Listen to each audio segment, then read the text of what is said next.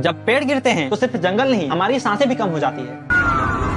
हैदराबाद में स्थित इस 400 एकड़ वाले जंगल की कटाई हो रही है, वो भी सिर्फ डेवलपमेंट के नाम पे। जंगली जानवर परेशान हैं, मोर रो रहे हैं, वो ऐसी आवाजें निकाल रहे हैं जैसे कि वो हमसे मदद की पुकार कर रहे हैं।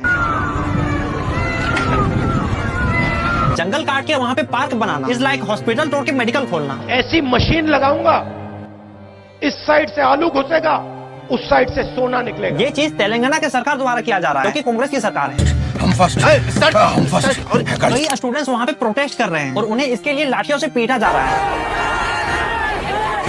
याद रखो गाइस, ये सिर्फ पेड़ नहीं कट रहे, ये हमारी नेचर की कहानी मिटाई जा रही है। लेकिन अब सुप्रीम कोर्ट ने भी सीधे तौर पे मना कर दिया है कि अब एक भी पेड़ नहीं कटना चाहिए। पर सवाल ये है कि सिर्फ कानून के बल पे जंगल बचेगा या हमें भी आवाज उठानी पड़ेगी, क्योंकि कानून पे भी सरकार का ही कंट्रोल होता है। और आपको तो पता ही है, कोई भी सरकार दूध की धुली नहीं है, सबको बस अपना फायदा दिखता है। तो अगर आज हम साथ में नहीं खड़े हुए तो कल पेड़ की जगह इंसान भी कर सकते हैं। ये चीज याद रखना। शर्म करो शर्म। ध्रुव राठी ने बोला कांग्रेस के खिलाफ। तेलंगाना की कांग्रेस सरकार इस जंगल को प्राइवेट आईटी कंपनीज को बेचना चाहती है। ये सुन के अनबख्त खुश हो गए कि ध्रुव राठी सिर्फ उनके पापा को नहीं, उनके चाचा को भी टारगेट करते हैं। यहाँ मैं राहुल गांधी से सीधा सवाल करना चाहूंगा। अब वैसे तो बड़ी आवाज उठाते हैं जब बीजेपी की सरकार इस तरीके से पर्यावरण का सत्यानाश करती है। कुछ लोग ये भी बोलेंगे कि ध्रुव राठी ये खुद को न्यूट्रल दिखाने के लिए ऐसा बोल रहा है। लेकिन बेटे, मैं आपको बता दूं कि इसे न्यूट्रल दिखाना नहीं, न्यूट्रल होना बोलते हैं। चाहे मुंबई का आर्य फॉरेस्ट हो, चाहे निकोबार की डिस्ट्रक्शन हो, वो जायज भी है। लेकिन यहाँ पर जब आपकी सरकार खुद ऐसा काम कर रही है तो अब चुप क्यों है? ध्रुव राठी ने इस पे बोला क्योंकि वो पढ़ा लिखा और समझदार इंसान है। वो इस देश का सच्चा नागरिक है, तो किसी भी पार्टी का चाटना छोड़ के देश के असली मुद्दों पे बात करता है, वो भी जर्मनी में रह के भी। वो यहाँ एक आईटी पार्क बनाना चाहते हैं, जमीन बेचकर उम्मीद करते हैं कि 10 से 15 हजार करोड़ रुपए कमा लेंगे। लेकिन इस सब पैसे का क्या फायदा जब शहर लोगों के लिए जीने लायक ही ना बचे।